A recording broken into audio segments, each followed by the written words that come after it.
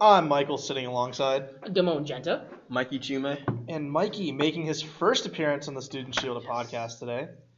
Well, you were on that Runaways podcast that never sees the light of day.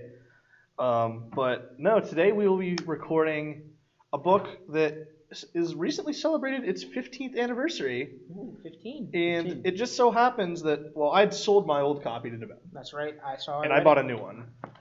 We are talking about the highly acclaimed, best-selling Batman story from 2002 to 2003 today, Batman Hush, written by Jeff Loeb, Jim Lee, and Scott Williams on the inks.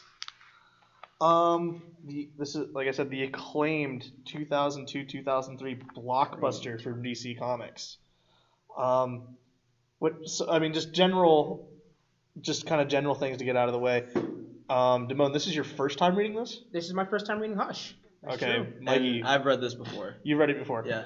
I think I've read this more times than any other Batman book because, at least backstory on this book for me, as a kid, because like Demoan bought my old versions I had as a kid. I took these books around everywhere and like through school and stuff. Yeah, cool. So he has my old trades. Those are the first Batman trades I ever had when I first started one's buying hardcover, trades. the other's paperback. It's wild. Yeah, it's Mikey and I have just the complete collection that they put out a few years back.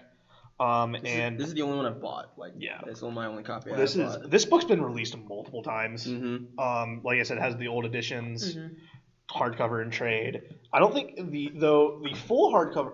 There's got to be an absolute for this, probably too. There has to be. There's no way they'd skimp on that. But no, this book is recently celebrating its 15th anniversary. Hard to believe this is 15 years old yet.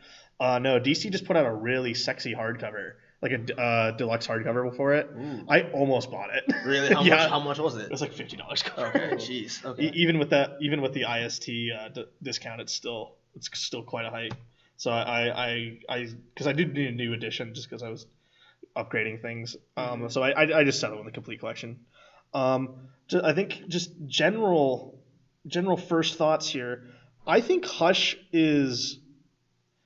There's a lot of things you can say about Hush, and we'll dive into that in just a few minutes. But this is, I think for a large part, I think it's an overrated story. Overrated? I think it gets a lot of hype. I think it is overrated. It's a little convoluted. We'll get there at the end. Yeah. We'll get there at the end. But yeah. Oh God. This this was the Batman book. I think for the early 2000s, this is the book that defines the look of Batman going forward up until like 2011. Yeah, for sure. Yeah, I would say that. When I was doing my research on this, obviously Jeff Loeb, no stranger to Batman. Mm-hmm. He's written the acclaimed books Batman, Long Halloween, Dark Victory, Haunted Night, all with Tim Sale. So Batman, no stranger to that for him. Jim Lee. Jeez, God. Wonderful art. The art in this book is beautiful. If nothing else. This is probably Jim Lee's second wind, I like to say. Like, this is when he this was, next to his X-Men, this is probably the best thing he's ever done. Yeah. Vince and I, he's not on this podcast, but Vince and I talked a lot about Jim Lee when we did our Wildcats review that no one watched. Well, I watched part of it. You just have to, that one, you have to sucker through that one because it's Wildcats. But we talked about this, like, there's basically, we talked about in that podcast, there's kind of three phases of Jim Lee. There's 90s X-Men Jim Lee. Mm-hmm. There's this version of Jim Lee. And then there's the Jim Lee now, which is not that great. I mean, the guy's older, and plus he's like co-publisher of DC now, so. It could look worse. It could look way worse. But I was looking through Comic Book DB. Just specifically on Jim Lee, this is his first like big monthly title for the Big Two. Well, for the Big Two, it's for a long time. Since his Fantastic Four and Heroes Reborn in like '97. Yeah, with Liefeld, right? Liefeld was doing something else. Yeah, so Jim Lee was drawing Fantastic Four. I think Liefeld was doing Captain America. Yeah. I forget who did Iron Man. Vince will correct us in the comments. But Jim Lee's basically just doing his Wildstorm stuff, and he comes to DC, and he just does some covers, and I think just maybe I think he did like maybe a Batman Black and White story. That's it. Then, if you remember old Wizard magazine, They did the huge cover. It's Jeff Loeb and Jim Lee on Batman, starting monthly, and they're gonna do this huge big story, and you can't miss it. And this book was marketed hard, like this was hyped the fuck up for DC Comics. And I think, like, largely we say that because this is a superstar team. Yeah, I definitely. for sure. Even though I'm not the biggest Jeff Loeb fan, I think Jeff Loeb's definitely hit and miss. Yeah. More so miss than hit. And Scott Williams does like most of Jim Lee's inks, right? Yeah, mostly. Yeah. Those guys are pretty much a tandem at this point. Yeah. Like you can't have a Jim Lee without Scott Williams. Yeah, I think at least definitely 90% of the time, Scott Williams is probably inking Jim's stuff. Yeah.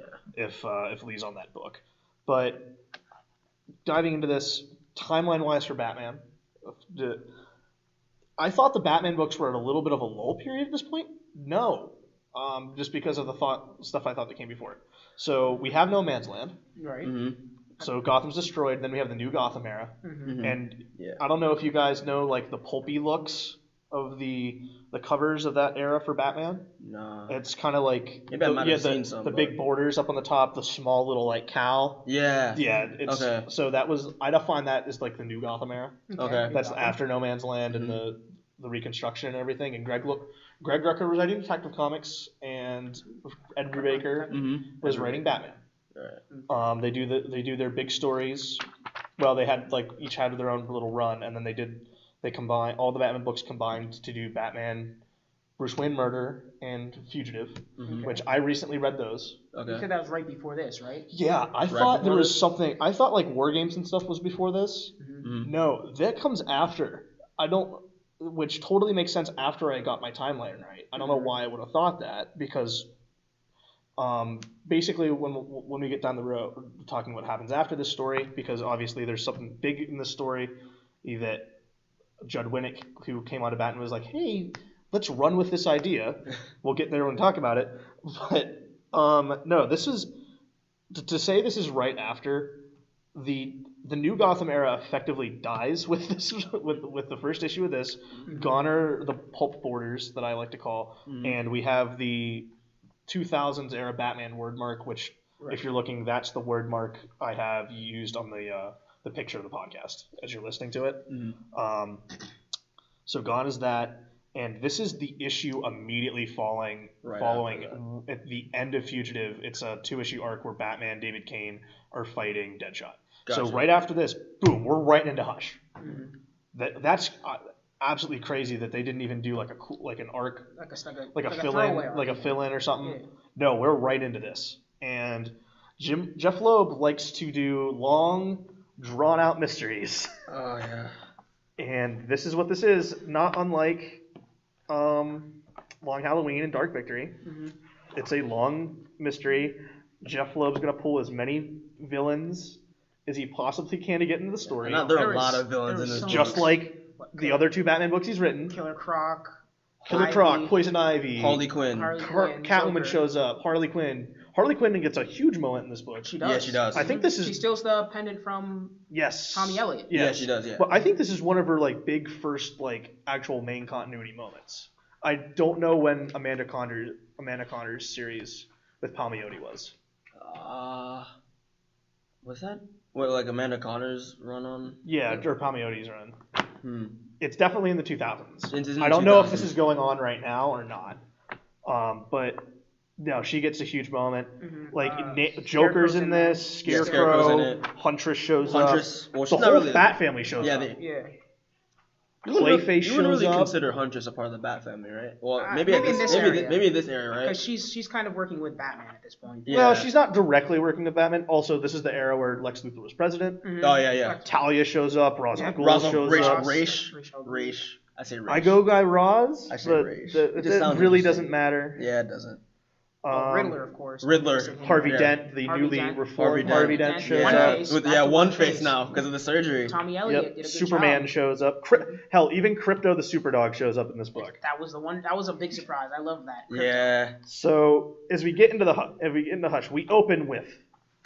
I think this is a pretty cool way to open it. I've never seen anyone really do this. Well, we have the books with us that we're flipping through. Yeah. Obviously, we have this little recap page of Batman's origin. because I swear to God, I think every Batman book on my shelf has narrated by Alfred. Yeah, narrated by Alfred. It's like we're gonna forget that his parents were killed. I swear, I feel like at least 85% of the Batman books on my shelf have at least one panel where Bruce is in the pool of his parents' blood making the vow to be Batman.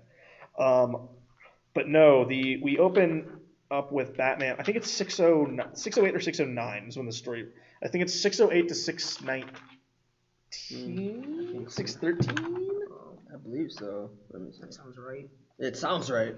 We're gonna look. We're flipping through right now. Yeah, 619. Yes, 608 to 619. Yeah. There's 12 issues. Yeah. Huge arc. And it's a huge arc. A maxi arc.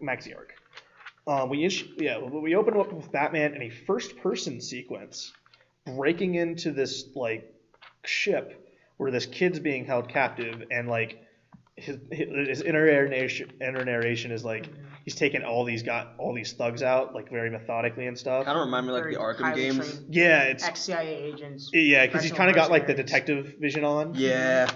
And we don't. And the first time we actually see Batman in full panel is in like this huge, awesome single-page splash, which I think the face on Batman looks a little bit weird there. Yeah. Wait, let me see.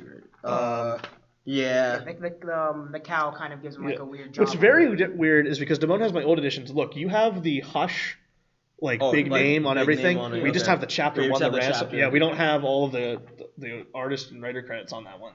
On that, which is very weird. Yeah. But no, Batman's saving this rich boy who's been kidnapped by a more mutated Killer Croc who's going crazy. The kid's like an heir to like this like chemical company, right? Yeah, or something. Yeah. That part's not really important. Yeah, it really isn't.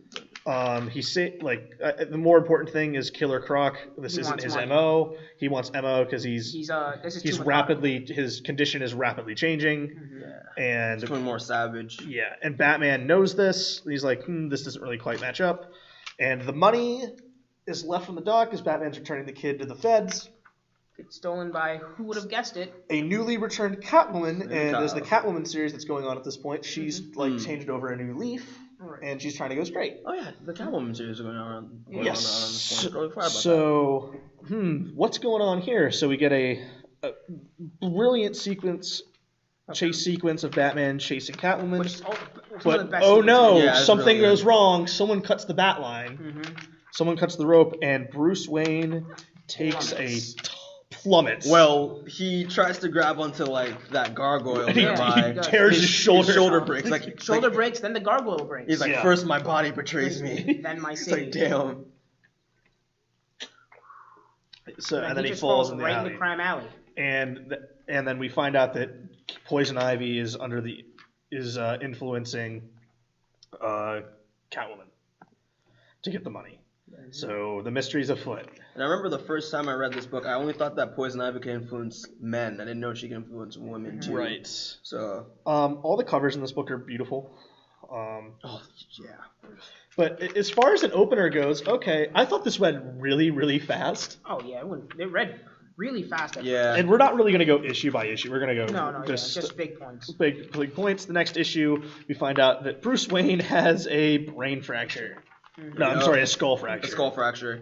And Huntress, who just so happens to be in the area. Also, Bruce falls in Crime Alley. Mm-hmm. Worst place for someone like him. Yes. It'd be funny if he fell like where his parents died. But he falls in Crime Alley. Like the exact spot though. Yeah. With the tape and everything. Well, it's construed to be that way because we'll get to the ending of this book, which makes no damn sense. And I really like Huntress' costume. I'm not a big fan of this new costume because functionally, why does she have the midriff at all? I mean, yeah, true.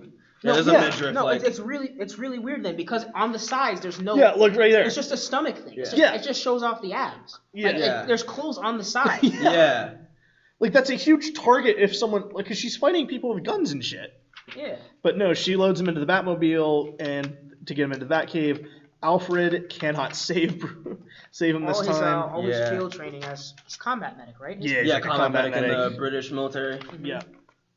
And that did it went out of his expertise. Like this scene right here, like this like splash. Yeah, there's an awesome where it's like splash. huge, where he's like fucked up as hell. Well, that's man. the thing about this book. This book has like a splash every couple pages. Yeah. Most of them These are beautiful, issues but, read just to show off super quick. Yeah, just to show Especially off the first- Jim Lee's art. Like mine is in 2 volumes, like I said before. The first volume just reads so quick. Yeah, There's just so many if splash there pages. is the summer blockbuster for comic books, Mhm. it's Batman Hush. But no, we're gonna talk about how Bruce communicates here.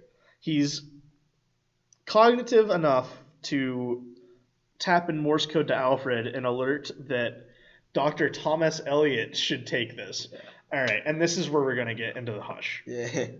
Okay, Thomas Elliot is a doctor who is the best surgeon in the United States who's based in Philadelphia. Mm-hmm. Bruce said he might even be better than his own father. Right, might be better than his own father because he followed in his father's footsteps. Mm-hmm.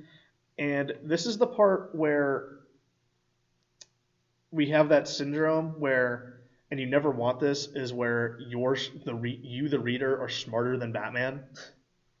And Jeff Loeb does this a lot, where like, because he loves his whodunit long construed mysteries. So it gives the reader plenty of time. And Yeah. Well, the problem is most people can figure it out. Like, No, yeah. he does this again later with Red Hulk.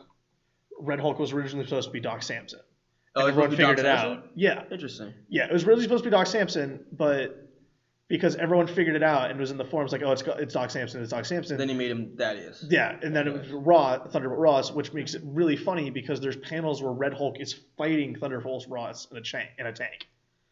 Huh. So how the hell does that work? But no, so he contacts Dr. Thomas Elliot, the best brain surgeon in the United States, to save Bruce. Okay.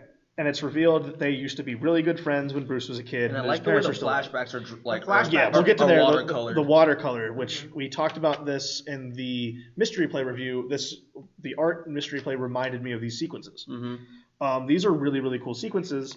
But getting back to Thomas Elliot, it's not a mystery to figure out who Hush is because brand new character we've never heard before from Batman's past. shows up at the same time. Shows at the same time as this brand new villain who Batman has never seen operate in any way, shape, or form before. I wonder who Hush could be. So Bruce Wayne's saved, yada yada yada, and like almost immediately, like also there like it's supposed to be like this whodunit thing because there's a guy walking around in bandages and a trench coat, like following Batman's movements. But like, I guess there's no given time for how Bruce's recovery went because the next issue he's right back to being Batman. But there's also like weren't there like 2 or 3 people we ended up seeing walking around with bandages though because of different surgeries they had? I think that's all Harvey. No, it's all Harvey. Yeah, I know we were talking about. He's the red herring. Like No, yeah. I thought some of it was Tommy Elliott though. Yeah. No, it is at the end. It's at the end. It's at the end. Okay. Yeah, because like the first time I read this, I actually thought like I knew there was at least Tommy 2 the people. entire time. Yeah, that's the explanation for how he can't be in 2 places once because for some reason, because Two-Face got his surgery and he's still healing. He hasn't revealed himself yet. Yeah. So now he interrogates Killer Croc to figure out that someone else is behind this. Amanda Waller gets a little cameo. Not Amanda Waller. Mm-hmm. Yeah, the way she should be. Yeah. We get more sequences from Bruce Wayne and Tommy as kids. Like also like Thomas Elliot like very creepily shows up to Wayne Manor and he's like, "Is Bruce here?" Like it's so ham-fisted. Like it's like I wonder who it could be. Like even after he performs the surgery on Bruce, there's like this. If you want to flip back to it, it's in that last issue. Like it's when he comes out of surgery. It's the panel where he's like, "But I think it's safe to say that." Like it's so like Bruce Wayne is out of danger. Yeah, Bruce Wayne's out of danger. Like it's like it's almost like a parody because like it's like him like almost snarling and like half his face is in shadow. Mm-hmm. Like I wonder if he's bad. But no, we get more Killer Croc stuff, which. And then Tommy shows up again at his house. Yeah. Shows again. Looking for him again. But the biggest point of this issue is that after Killer Croc's recaptured, Batman and Catwoman share a kiss. Mm-hmm. In a really, really nice panel. Yes. No, I'm sorry, a really nice splash page. Yeah. So, Bruce Wayne Well, Batman and Catwoman are, I guess, they're an item now. Yeah, they're a thing. So we get to the next issue. Bruce Wayne needs to go to Metropolis because Poison Ivy has gone the trunk. They're tracking Poison Ivy. Yeah. That's why Batman and Catwoman would have agreed to team up, because Catwoman feels wrong because she was violated by Poison Ivy because her under mind control, and Poison Ivy has the money, so Batman wants to get the money back. So he goes to Metropolis. And the cool thing about the Metropolis sequence is he flashes back to when Thomas Wayne and Alfred took Bruce and Tommy to Metropolis for a conference. And they see Alan Scott fighting original Green Lantern. Yes, fighting the Icicle, which it's a cool sequence. And they even point this out, like Alan Scott should be in Gotham, not Metropolis, but like it totally works. It's cool, like, because it's in that watercolor. So just seeing like Jim Lee, like who would have ever thought Jim Lee would be drawing Alan Scott? Yeah. It's really, really cool. But yeah, it's all the backstory with, like, I'll say Jeff Loeb does a good job of like fleshing out Bruce and Tommy's friendship. Oh yeah. As like with the backstory, like at least it's not uninteresting. It's pretty like. It's not just like, oh, they were childhood friends. Like he goes into depth with some stuff. Like even like Bruce, you can see Bruce later in life like picked up on some of the things like Tommy was teaching. Like you gotta think like your enemy. It kind of makes you forget that like Tommy's a new character and just for this series. Like he acts like he's been there like since like the creation of Batman. To be honest. Because they're building off things that are already in Batman. Yeah. But I like the chase that they go through in Metropolis. Also, I like the sequence where Bruce stops by the Daily Planet. Oh, that was nice. I like that. Adorable. Where he flirts with Lois and stuff, which is funny. Which I had the question, like, I wonder, like, does Lois know if he's Batman at this point? No, she totally does. Yeah, she does. Because I was thinking, like, because this is kind of parallel, like, there's kind of similarities to this in Tom King's run, mostly with the Catwoman stuff. And know how Tom King just did the 2 issues where they go on the double date. I was wondering if Lois didn't know Bruce was Batman up until that point, but no, she totally does. Yeah, she totally does. Talia al Ghul is the head of LexCorp because Lex can't be head of a corporation and a president. Exactly. Like our president today. Exactly. Huh. Foreshadowing. This book predicted the future. So the fight they're investigating. They finally get to Poison Ivy, and oh no, she's taking control of Superman.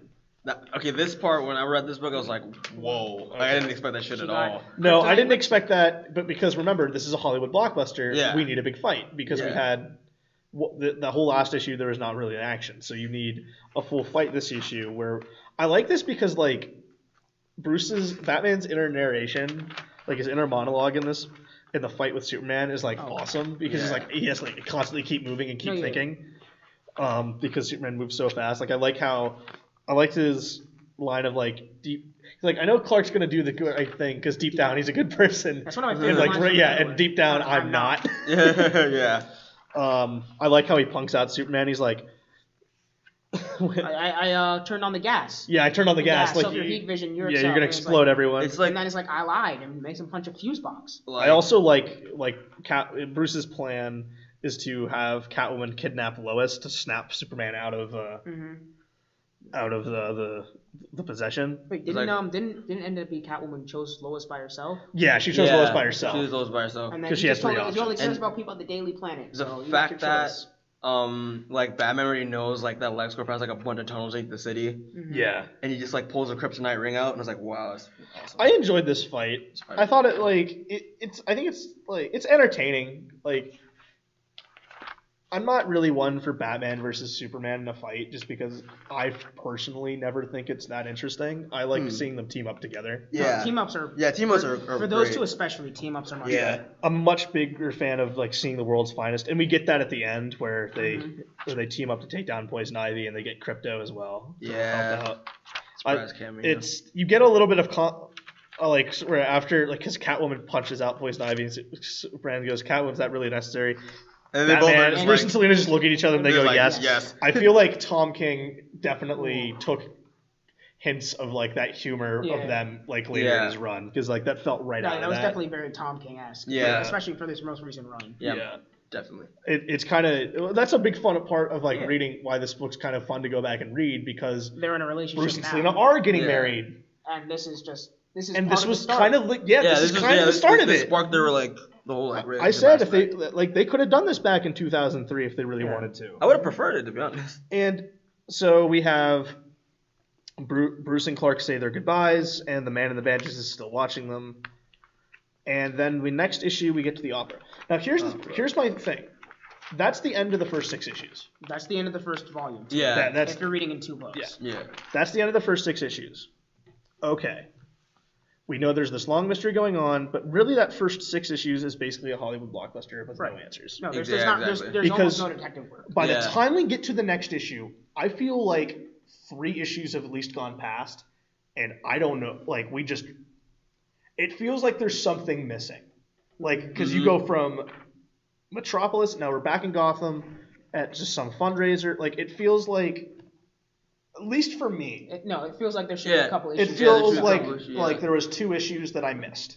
At least 1 issue. Because it's such a rapid cut. Oh yeah, it's just 2 starkly different. It's battling Poison Ivy in the middle of Metropolis with a Superman fight on top of that. Superman fight, and we leave with there's a bigger conspiracy, but like this feels like almost like the start of a completely different arc. Yeah, I can see that. But no, Bruce, Selena, Tommy Elliott, and Leslie Tompkins are going to this opera for I think the benefit of Leslie's hospital or something. Mm-hmm. Yeah. And Harley Quinn's there, and they're there to rob people. I think this is one of my favorite issues that Jim Lee draws, just because it's so accurate. Yeah, the way he draws Harley looks really good. Harley looks phenomenal in this issue.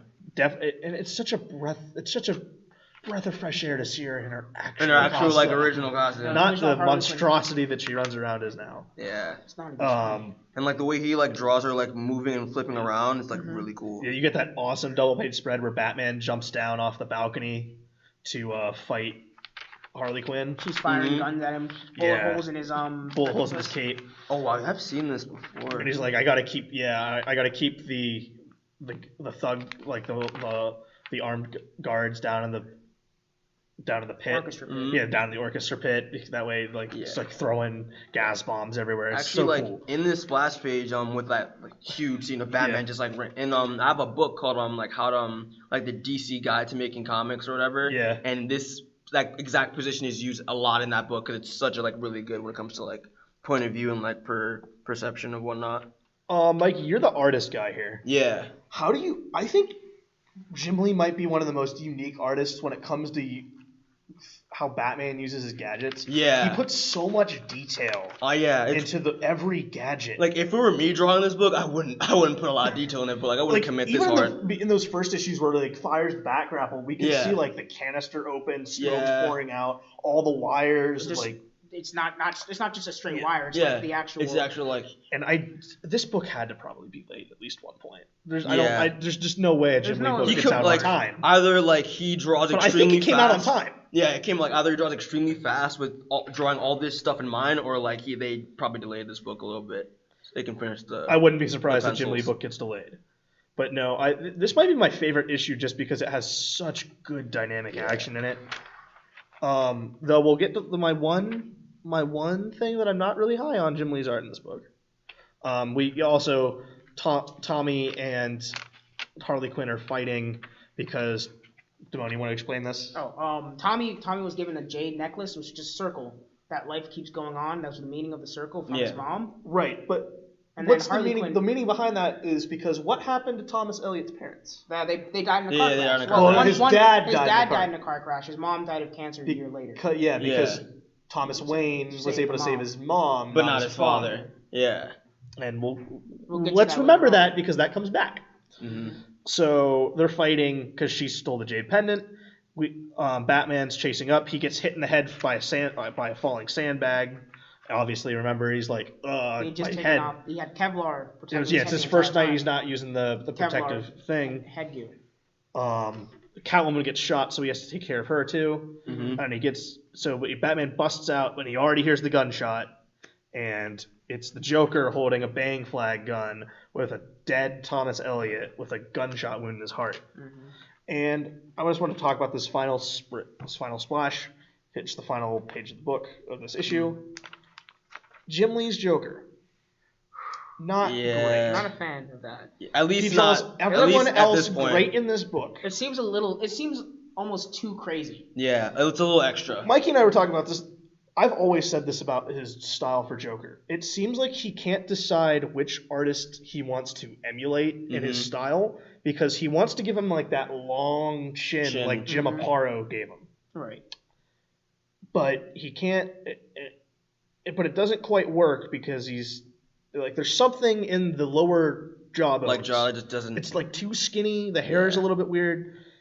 I'm not a big fan of Jim Lee's Joker. I'm not. A lot of people say this. Too. Yeah. His Joker has gotten better. Yeah, it's improved. Like now it's improved. Like really well, like in the Rebirth comics and stuff like that.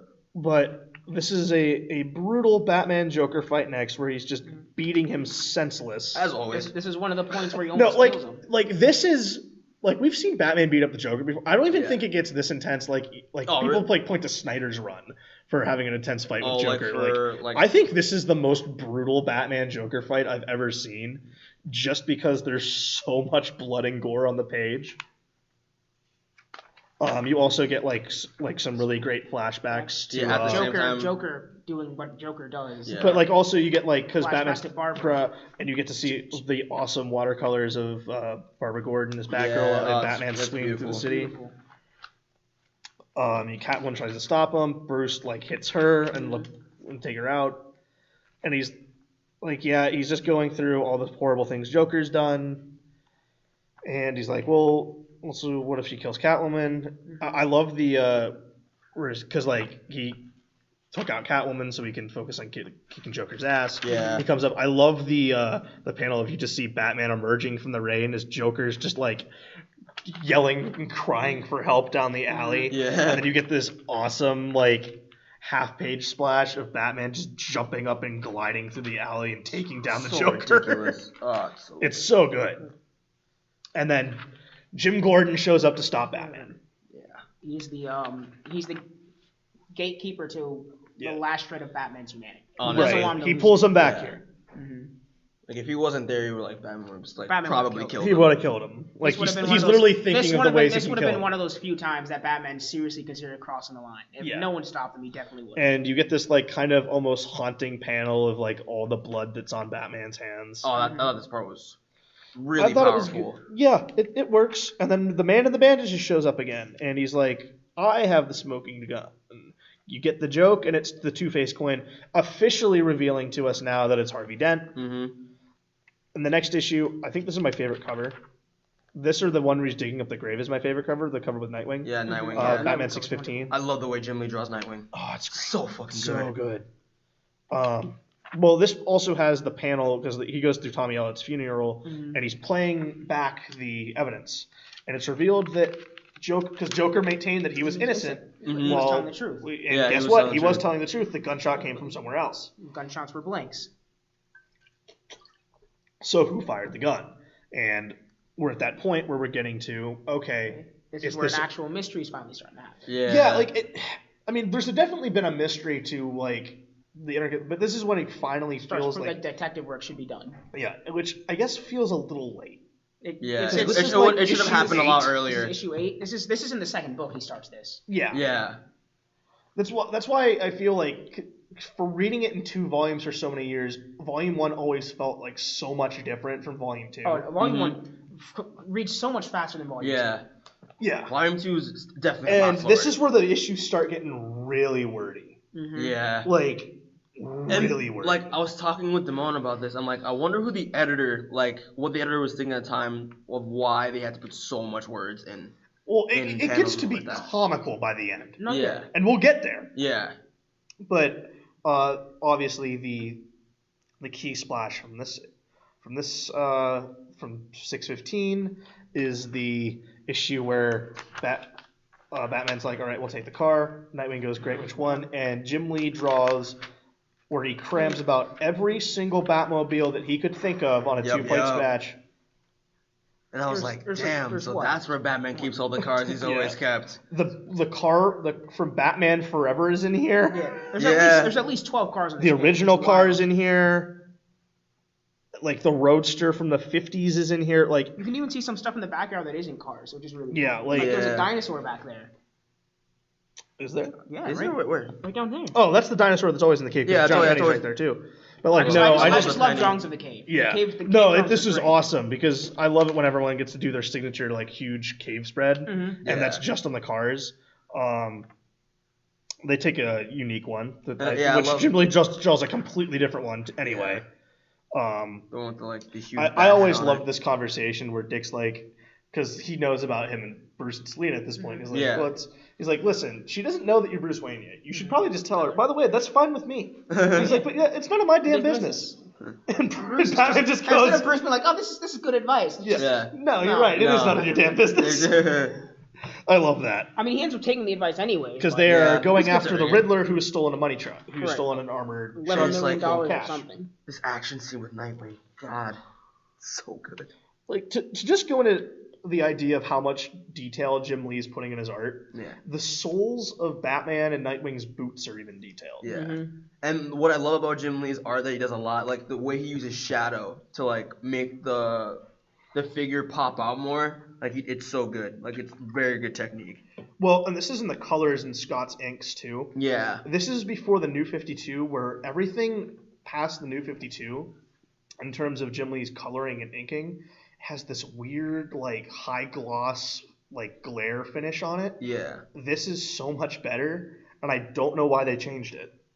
But they quickly dispatch the Riddler, and like, it seems like, man, like, and you're left with like, wow, that was like, you're kind of a joke, Riddler. Yeah. Like, It's like we don't really care that you're in this book at this point. yeah. Which is done exclusively to try to eliminate him as the sole reason for behind it. Mhm. Spoiler: Riddler's behind everything. We'll get there. Yeah. But yeah, like they quickly dispatch, but like Batman notices some familiar dust Mhm. on inside the armored truck. Mikey, what is that armor? What does that specific dust belong to? It's from the Lazarus Pit. Exactly, Mhm. which then takes us to Getting Ross involved. is Ra's al Ghul. Okay, I'll say Raj just for this. I don't really like I said. You It can doesn't say matter. either or. Yeah, I've seen people right. say it. Yeah, either way. I mostly say Raish, but But we end this issue kind of with two people revealing themselves. One being Harvey Dent revealing himself to Joker to get him out of prison because out of Arkham This because is when well we he see, shouldn't be there. yeah. This is when we see Harvey finally has. Yeah, He's his Classic. face is yeah, fine. he fixed his face. And He claims he's back in control. not only Yeah. that, his license has been reinstated to practice Yeah. law. Mm-hmm. And Bruce reveals himself to Selina. Yep. And we go into Batman 616 with another action movie like sequence where Batman takes control of the LexCorp jet to kidnap Talia, to figure out where Roz is, to get information from Roz, to... My brain's starting to hurt. Because he thinks Ra's al Ghul is behind the whole operation. Okay. And the other reason is, like, I guess Ra's won't cooperate because unless, like, he knows... Unless the Bruce has thing some was, like, leverage. kidnapping Talia and putting Yeah. her in danger so Ra's will talk. Okay, whatever. Actually, remember we were listing all the characters that are in this book? I think We you forgot one Lex. more. Yeah, No, we forgot Lady Shiva. Lady Shiva Shiva. does show up for, like, 2 seconds. Yeah. This, like, Batman airspace flight suit thing, It's. I think it comes back in Batman and Son. Oh, okay. At least maybe it was in there, but this was like if you guys I've mentioned this before, like if you guys ever played HeroClix, I've it's like a Tale of I've heard you talk about Yeah. this. I've heard about this Batman costume was like a super exclusive like tournament piece. Oh, My wow. uncle had it, so like it's pretty sweet. Yeah, this was like a huge piece of like him swooping down. Oh, Like wow. it was like a super rare one. Also, Batman just punches Talia out in this book. Oh yeah. Oh, I don't yeah, think he you did. does. I don't think you'd see that today. Mm-mm. Shot. And so, yeah, he kidnaps Talia and then goes back to the Batcave to find a sword that has been placed in the Batcomputer. So then Batman goes into the desert? I think, yeah. There's What? a This hint. is where the story goes, what? Yeah. You like, said there was something about a hint on the sword that sent him to the desert. yeah. Right. because reasons. And Two-Face, well, Harvey, is gone to spook Jim Gordon in his sleep. By the way, Jim Gordon is not the commissioner of the Gotham City PD at this time. Oh, he wasn't? No, this was in the He's era. retired. This was at the time where he was retired. Oh, okay. That's why he says he's retired when he finds Batman in the alley earlier. Okay, yeah. Okay, that kind of threw me off. He gets a little. shot and Officer Down, which forces him into retirement. Gotcha. Which I forget why he came back into the role of commissioner. Okay. But yeah, it's revealed. Two-Face reveals that it's Jim's gun that'll be traced to Tommy Elliott's death, so he has to clear his game. And this is where we get the hint that Two-Face has now switched sides. Yeah. His Harvey Dent personality is won out over his Two-Face personality. Two-Face is probably one of my favorite villains. Like my top. He's my favorite villain next to the Joker. Yeah. 'Cause I have to bar the Joker because everyone's favorite the Joker. Oh yeah. It's just the fact that once he gets his face his burnt or whatever his surgical or burn whatever face off, he's literally convinced that I don't have another personality anymore. I'm just Harvey Dent again. Yeah. Which is just he's basically his entire personality on his gives face. you a peek of how mental illness works and stuff like that. And I think that this also is being done to set up Harvey as the person that takes over for Gotham while Batman's gone after 52 with the 1 year later stuff. Okay. Because I think that's Batman, Two-Face was the one that Batman left in charge or something. Okay. I don't know if they thought that far. Maybe they did. But this is definitely one of the reasons why he's the person to take over. So Batman goes to Ra's al Ghul. Right in the middle of a desert. The demon. Right in the middle of the desert. And we get a classic sword fight while Catwoman fights Lady Shiva and Catwoman gets rocked. Yeah. Oh hell yeah. It doesn't end well for Catwoman. Batman stabs Ra's with the sword, and they get him to a Lazarus pit. But Ra's reveals that someone has been using his Lazarus pits, Yep. So and they they're have the beginning to same dry enemy. out. Yeah, so his enemy knows about the Lazarus pits and has definitely been using them. So he says, ask yourself to take it, who in your life would wish to come back from the dead? That's what it gives us I a wonder, could it really be him? more Lady Shiva stuff for Or Lady Shiva The only stuff? reason, and then Talia escapes, knocks out Lady Shiva, right? Yes. And that's the only And reason Catwoman's Talia probably still alive. gives some special herbs to Catwoman to make her better. And they go back to the Batcave. I love this sequence where Catwoman's watching Bruce just. Yeah, and he explains Alfred, the story of how yeah, he got you get scars. you get the flashbacks to all the scars on Bruce's back, and you get a kind of sweet moment where there's clearly claw marks on his chest. He's like, I remember this one. And you just kind of get a classic Batman moment of just he's just been patched up. Alfred's like, you want to rest for an hour? He's like, nope, back to work. And Catwoman's just taken aback. He tries to convince her it's not a frequent thing, but oh boy. Yeah. Alfred. I liked the part with Alfred though. Alfred's great in this book. Yeah, he's really good. I think Jeff Loeb's has a good voice for Alfred. Where he's like, you're doing good with him because he's opening up to you. And I'm scared that he's not happy, and you clearly are making him happy. And my second favorite cover of this book is 617, with Batman digging up the grave of Demoan. Whose grave is it? Jason Todd. Yes. Boy Wonder. And Not my boy Wonder. but we open this issue with them repairing the Bat computer because they're looking for answers because it was placed in a specific way. Tim Drake, Robin, makes his first appearance in this book. My favorite in Robin. his classic costume. Yeah, his one in the 90s. Yeah, the 90s before Superboy's death, where he changed it. And it's the fact that once in this scene, he's just intruder, just starts to try to. Yes, well, this is all. You can clearly see that Tim's acting like a little bit of a dick here. Yep. But it's But revealed. when you say dick, do you mean? No. Yes.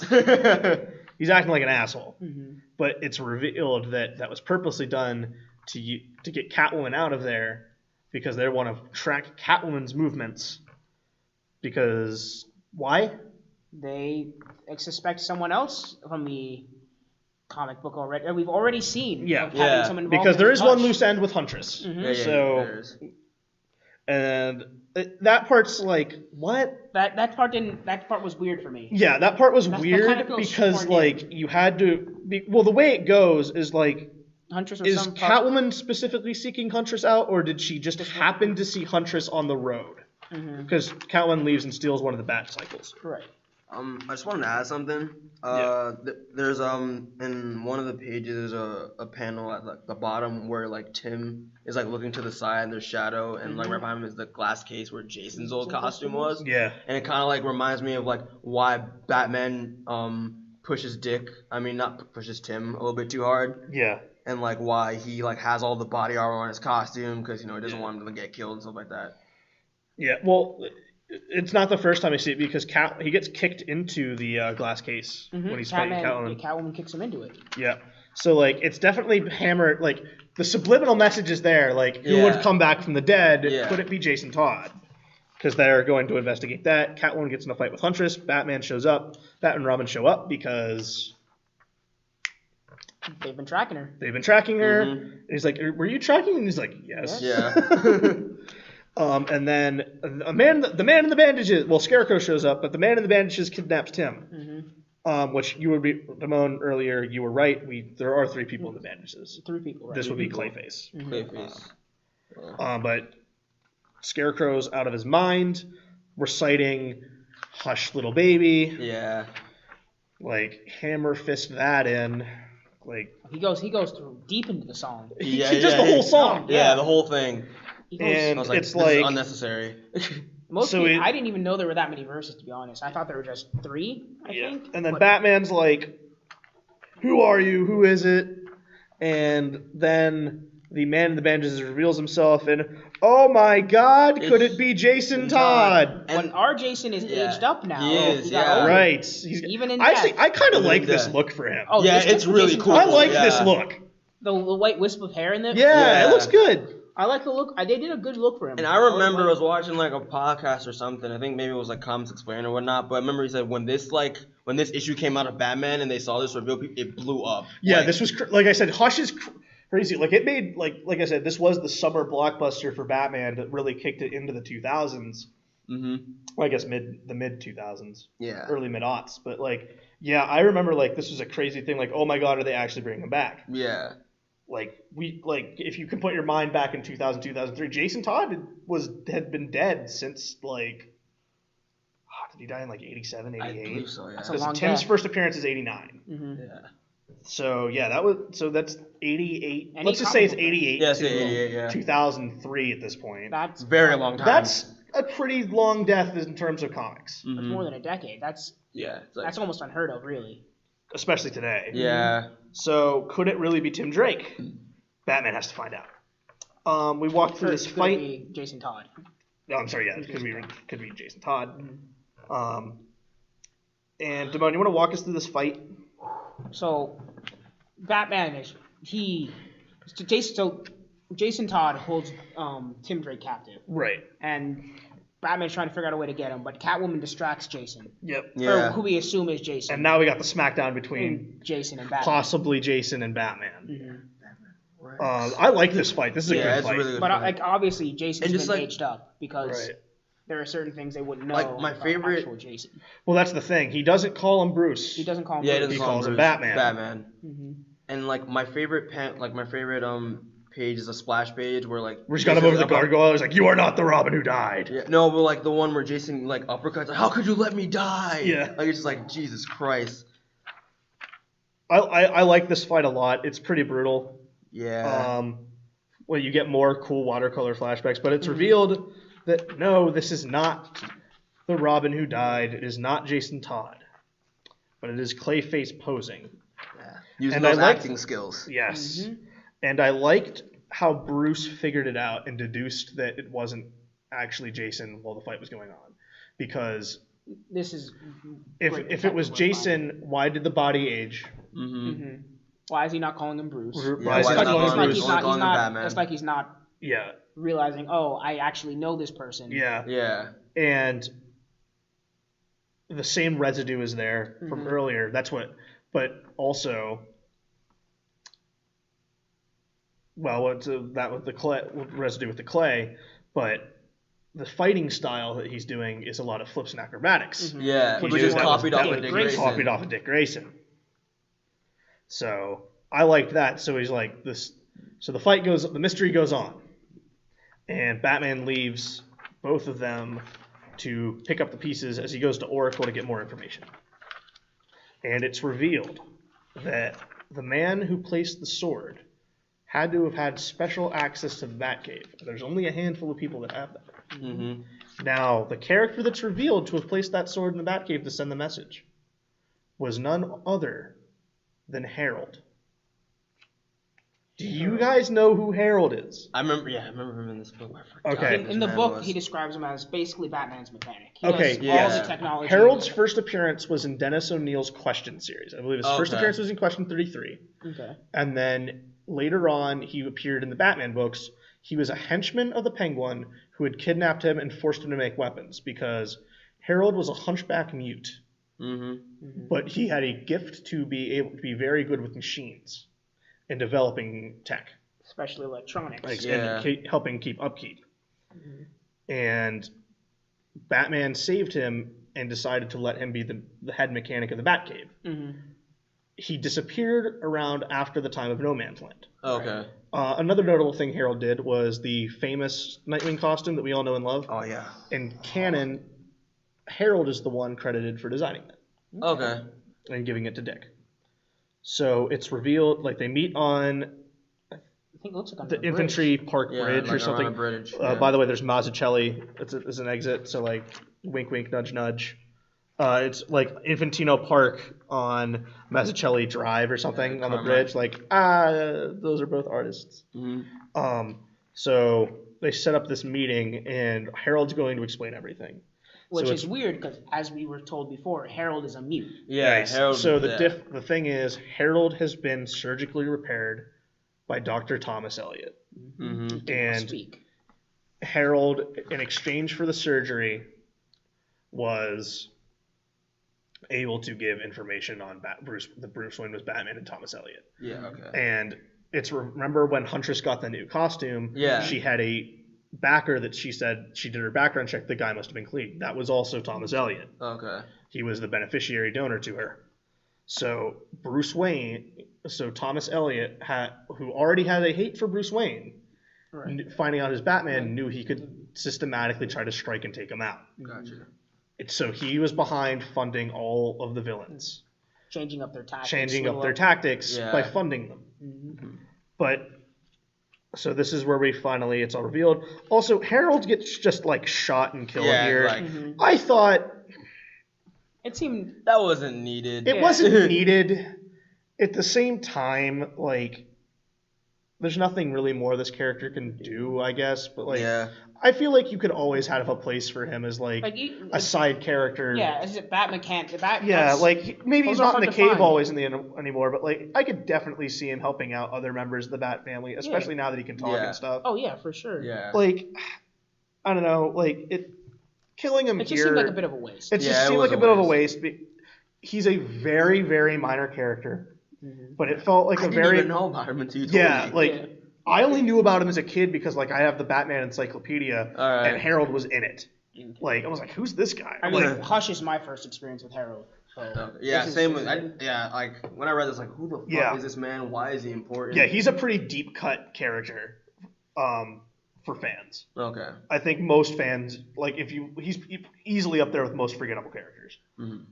I still think he's not that like. Like I said, I think killing him here just after you did something major with him was a kind of a big flaw. Like Yeah. you definitely could have. that maybe could a have been story of avoided. redemption. Maybe I care about Harold too much. Yeah. But actually, I said my favorite. This is my favorite cover, 619, because I had the huge fold out of Jim Lee drawing everyone in the Bat family. Yeah. But now our big fight with Hush, which, by the way, reveals Harold's backstory to catch you up. Because everyone after that issue is probably like, who the hell is this guy? Another brutal fight with Hush. Fully now, who is Tommy Elliott.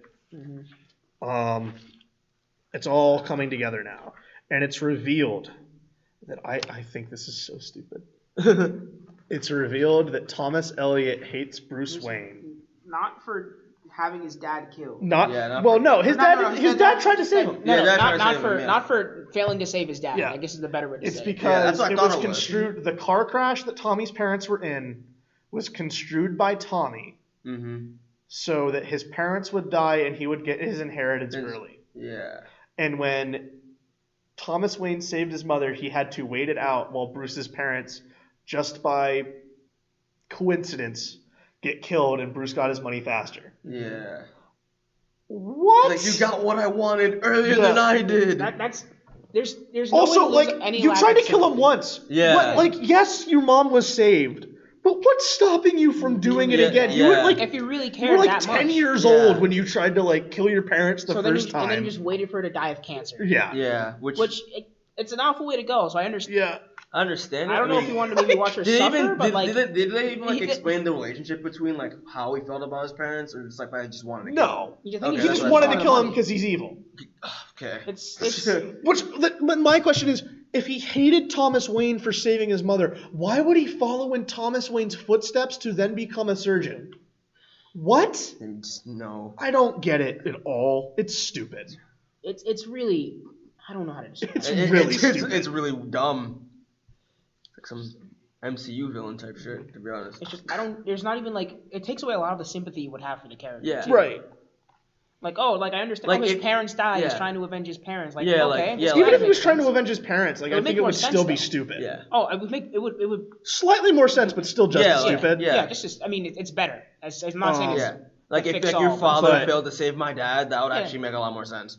But right, so Hush is beating Batman down. Harvey Dent shows up and shoots Hush twice. And it sends him falling into the river, where Batman dives in, and Hush is nowhere to be found. He's gotten away to fight another day. The mystery seems like it's solved. It's revealed that Two-Face fully changed sides because his good personality won out.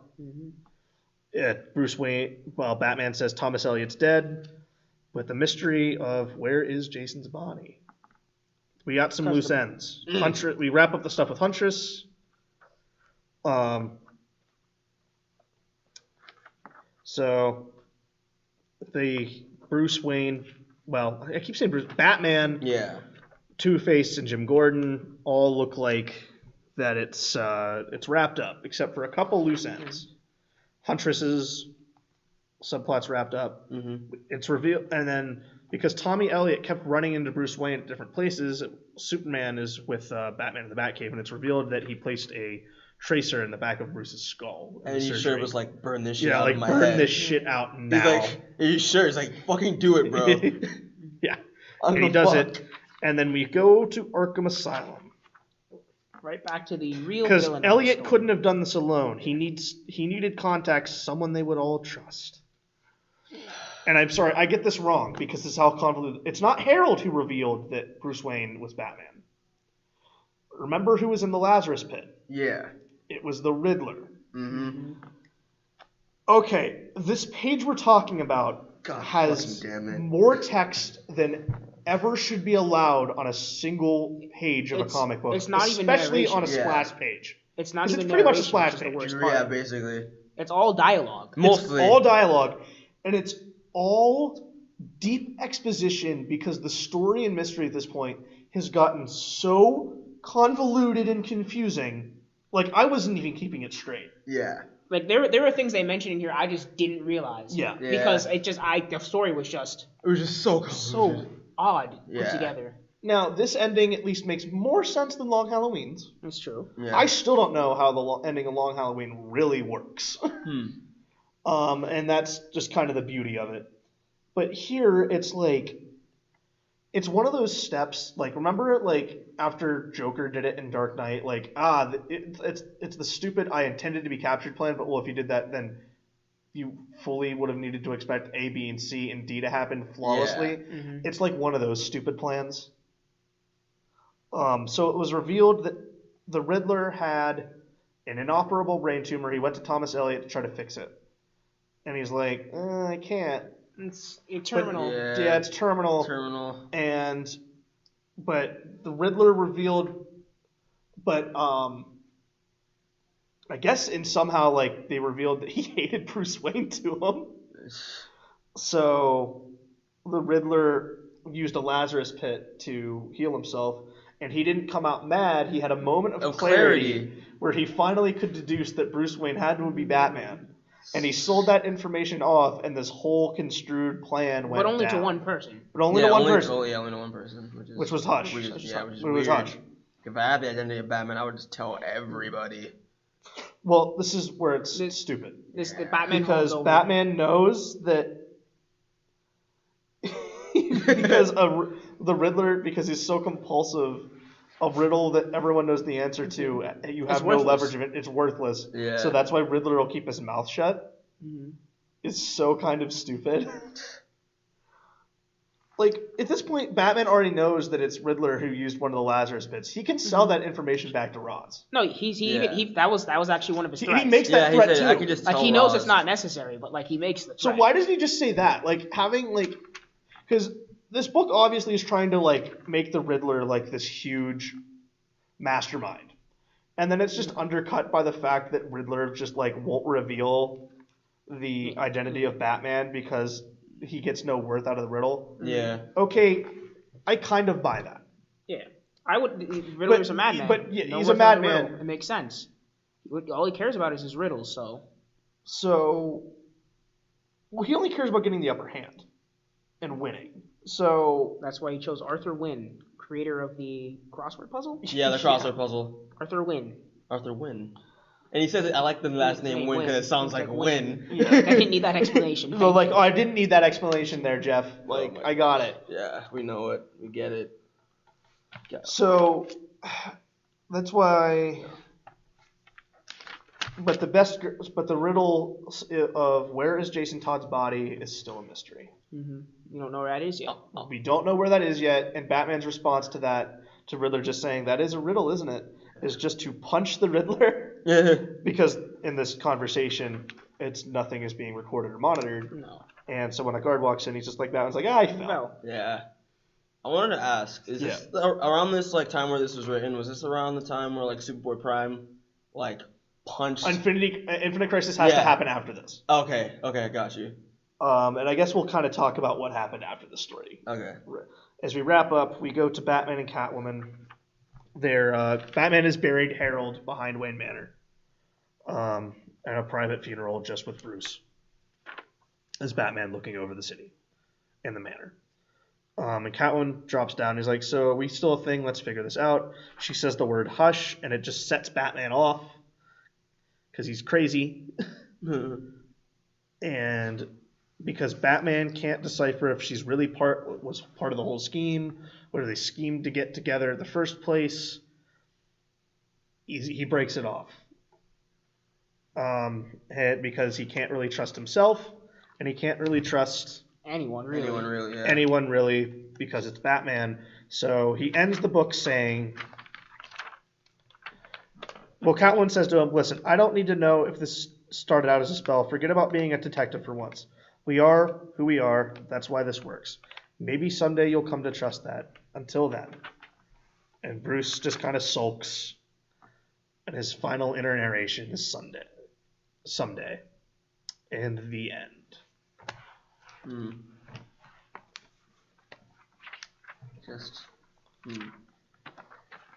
Which is kind of funny because someday eventually did happen in Tom King's run, because they are engaged to be married, I believe, in Batman number 50. Mm-hmm. So Batman Hush. Full on thoughts, Mikey, you first. Well, being that I haven't read this book like until recently, I've only got this book like 3 years ago, and you explain it in depth, really helped me notice that this book has lots of issues. Like lots of issues. Yeah. But overall, like this book is it's good. It's a good read. You get past the whole convoluted shit about it. Jeff Loeb's he has very thick stories in Long Halloween, Dark Victory, and this. They don't really take a long time to read. Yeah. You can breeze through Hush in probably about an hour. Yeah. Or hour 20. Yeah, at the very least, the first half definitely goes faster. Mm-hmm. I compare this book to a Hollywood blockbuster. It is the Hollywood blockbuster. Yeah. It defines the Batman line going forward. Mm-hmm. We get a new villain in Hush, which is funny because this isn't even Hush's best story. His best story would be in Heart of Hush. So if we want to continue this, we can read. And I've never read that before. So. Heart of Hush is written by Paul Dini. Okay, right. And it's drawn by, I believe, Dustin Ewan. Yeah, okay. Yeah, so it's very good. It has Catwoman plays a prominent role in it again. Okay. The question would be, do you want to read Hush Returns after this? Hush Returns. I don't know if you heard me say in the club, the worst Batman book I own on my shelf is Hush Returns. It is one of the only trades collected from the Batman Gotham Knights series. Oh. Where the Hush Returns storyline played out. And it kind of clears up a couple of things, mostly dealing with Riddler. Prometheus shows up, and Hush is there. Also, the ending makes no sense because we never had a follow-up trade to that book. So everything doesn't really make sense. And who wrote Hush Returns? Was it Jeff Loeb again, or was it someone else? I forget who wrote Hush Returns. Yeah, because it's so bad. They're just like, fuck this. I don't need to remember this at all. Obviously, that book shouldn't be called Hush Returns. It's called Hush Returns to get the sales on it. That arc's not even called Hush Returns. Gotcha. But sticking on this book, I like this book. I obviously have deep nostalgia to it because it's like the first book I read in trade. The art's fantastic. Yeah, Jim Lee's just... The writing is... It's okay. It's not as good as Long Halloween, which I hail as like the best Batman story. It's better than Dark Victory, I'd say. Okay. This and Dark Victory are probably on the same level. You'll, depending on what you get out of Dark Victory, and this might be different based on your preferences. Because the big thing of Dark Victory is that it introduces Dick Grayson. But this book is, like I said, the mystery in it is kind of a mess. It's horribly convoluted, and like you're left feeling like scratching your head, going, "What?" Yeah. Demoan, but like I said, overall I liked it. Demoan, what are your thoughts? I enjoyed this book. It's a really fun book. Yeah, it's really fun because it's if this is your introduction to Batman, I'd say it's pretty good. Yeah, like I said, it's not the hardest hitting detective story. There's still enough action that'll keep you. If you want a good Batman story, like I've always said and maintained this theory that if someone wants to get into Batman and they want to just dive in and like cover as much ground as possible really fast, hand them Hush because you get all the villains in there. You get as much cast as characters in there. The only major villain missing is what, Bane? Yeah, that's pretty much it. That's pretty much it. That's pretty much it for major characters. And Two-Face as Two-Face. But he's still technically there, just not as Two-Face. This is Harvey Dent. So, I mean, like before this podcast and our talks, I thought this book was great. Like, but after this, I'm just like, it's good. It went down to good, but it's still a fun read. It's a fun read. Definitely that. Like I said, I think what comes out of this, it's much more important in terms of the publishing history of Batman. Yeah. Because, like I said, this defines the line and look of Batman. Yeah. Probably for the next 10 years. Yeah. Or at least almost for the next decade. Because New 52 has especially with Jim Lee's art, not just Batman, just like the whole DC universe, just in general. Because the stories that happen after this, we get like War Games, Judd Winnick's run, where Judd Winnick was like, hey, we left this huge plot hole open of where is Jason's body. You know what? We are going to bring him back, and that's where we get Under the Red Hood. We could possibly do Under the Red Hood after this if you want to. Oh yeah, I'd be down. I'd be down to do it. I haven't read it yet, so I'm definitely down to do it. I watched it. I think the second best animated movie I they watched ever made. The movie, and I think like Comic Story or something did a video on it. I think it's a rare case where the movie actually is better than the comic. Oh really? Yeah, because remember the reason for Jason coming back was the Superboy Prime Punch, multiverse punch. But I don't know if you read it. I haven't. If you also were to read that if we want to do Under the Red Hood. Yeah, I definitely will. I'll do it. Yeah. Do you want to just say it right now? I guess we'll come back and do Under the Red Hood. Yeah. And let's do Heart of Hush too. Heart of Hush is not that long. I think it's like 8 issues. 8 issues. That's perfect then. We'll read Heart of Hush after Under the Red Hood. Okay. The real question is if we want to do Hush Returns. I really don't want to do Hush Returns. It's so bad. That's what you're claiming. I don't think we should do it at all. It's not even a full story. That's the thing. Oh, yeah. It's a broken story. It's a broken story. It's so bad.